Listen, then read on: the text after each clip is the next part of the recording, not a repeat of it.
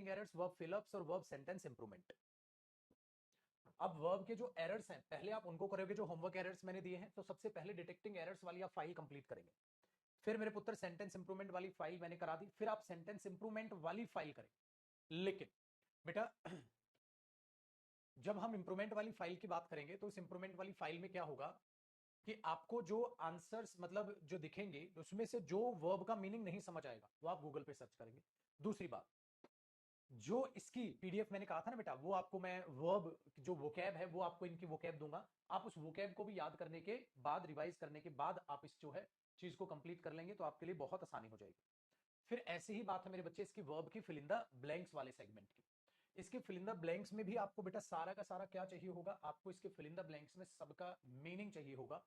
अगर मीनिंग होगा बेटा तो आप इनको कर पाओगे। जैसे आपको अपीज्ड, डिस्ट्रॉय, प्लेकेटेड, एलिवेटेड और एज्यूम्ड का मीनिंग पता होना चाहिए तो आप इनको फिलअप कर लोगे, अदरवाइज तो नहीं करोगे। ठीक है, जैसे ये दे दिया अदरवाइज नहीं करोगे। जो भी क्वेश्चंस आपको ऐसे दिखेंगे उनमें ऐसे आंसर्स आप कर दोगे बेटा ऑटोमेटिकली। जो बेस्ड ऑन वोकैब नहीं, जो बेस्ड ऑन ग्रामर होंगे ना उनको तो आप तुरंत बता दोगे।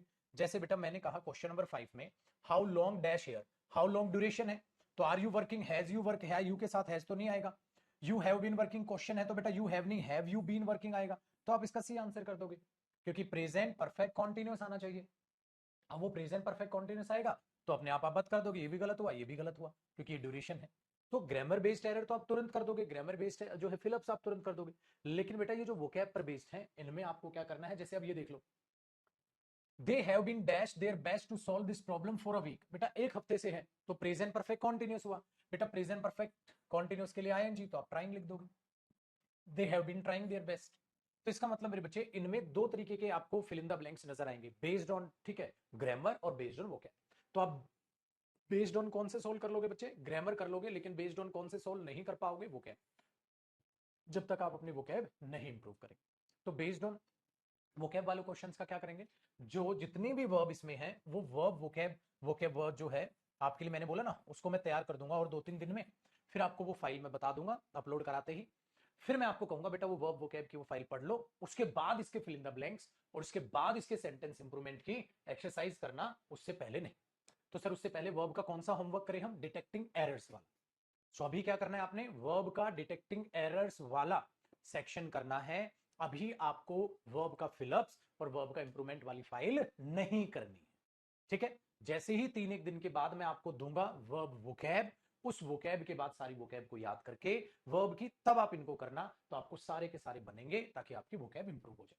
तो मैं यहां चाह रहा हूं आपका वोकैब भी इंप्रूव हो जाएगी और बेटा ये फिल इन द ब्लैंक्स आपके जो वोकैब पर बेस्ड है वो भी बना लोगे आप। समझ आया बच्चे, देख लो सारे जान पूछ के मैंने वोकैब से रिलेटेड इसमें चीजें डाली हुई, देख रहे हो, दिख रही है बेटा हर एक में कोई ना। हाँ ये इस टाइप की बातें आप आराम से कर लोगे जो ग्रामर बेस्ड। आया बच्चे समझ, वेरी गुड। तो अब क्वेश्चन ये सर अगला टॉपिक हमारा कौन सा चालू होगा, अगला टॉपिक हमारा कौन सा चालू होगा। अगला टॉपिक बेटा वर्ब से ही रिलेटेड एक टॉपिक होता है वर्ब एडवांस, जिसे हम आज स्टार्ट कर रहे हैं। तो अब से आपका जो टॉपिक चालू हो रहा है वर्ब